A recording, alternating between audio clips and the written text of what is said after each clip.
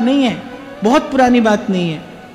तो उनका नित्य का सेवा का नियम था कि श्री जमुना जी के पल्ली पार जाकर और पुष्प चयन करके लाया करते थे श्री जी की सेवा के लिए।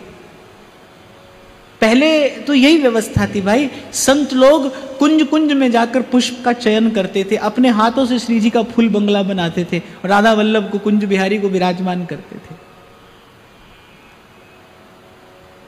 तो एक दिन पुष्प चयन करके आ रहे थे और कह रहे मगर ने पांव पकड़ लिया। अब बलिष्ठ थे, हारे नहीं, और फिर मन में यह भाव था कि किसी भी तरीके से श्री जी की सेवा में विघ्न नहीं होना चाहिए। तो मगरमच्छ से लड़े। अब पानी में मगरमच्छ से लड़ना लगभग असंभव होता है, पर वो मगरमच्छ से लड़े, बलशाली थे, लड़े भी और जीते भी। माया रूपी ग्राह नहीं पकड़ पाती भगवान के भक्त को, साधारण मगर क्या पकड़ेगा। पर किनारे आकर उन्होंने मगर को छोड़ा नहीं, मगर ने तो उनको छोड़ दिया, उन्होंने उस मगर को नहीं छोड़ा। अरे पूंछ पकड़कर और घसीटते हुए और श्री जी के मंदिर में ले आए। अब लोगों ने पूछा, बोले अरे बाबा जी कहाँ बवाल लाए हुए?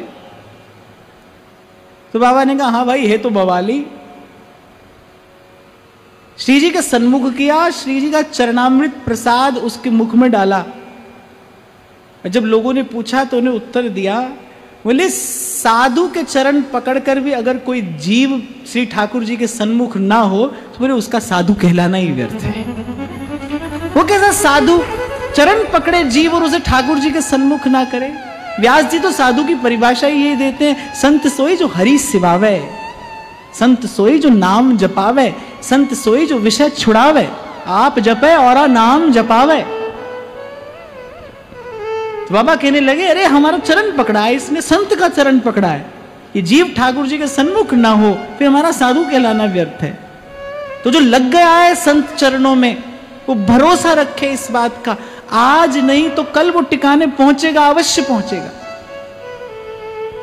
और आपको नहीं लगता कि जो इस सत्संग रूपी कल्पतरु की छाया में आकर बैठता है वो संसार के कितने ताप से, कितने अनर्थों से बच जाता है।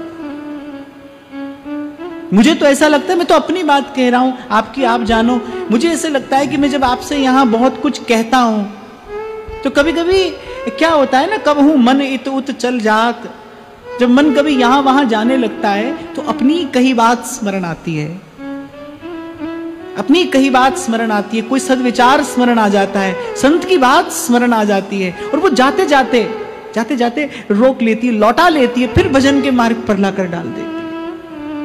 मेरा तो बड़ा ऐसा दृढ़ विश्वास है भाई, जिसकी सत्संग में निष्ठा है, जिसकी सत्संग में आस्था है, जो श्रद्धावान होकर सत्संग श्रवण करने आता है, सेवन करने आता है, ऐसा नहीं कि उसके जीवन में अनर्थ नहीं आएंगे, पर वो बचा रहेगा।